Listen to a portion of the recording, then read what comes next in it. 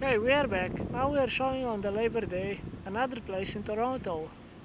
Slowly we are going to show you all what you have to know, or it's good to know before you come to this country, visiting and getting to know new places. See, this is Ontario Place on the other side of that lake. Now we are going to see all these places good to visit, believe me, because this is what is Toronto about.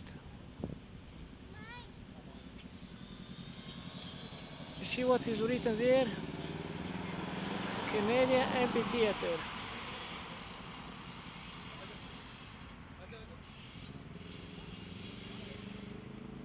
The entrance is right there, you see?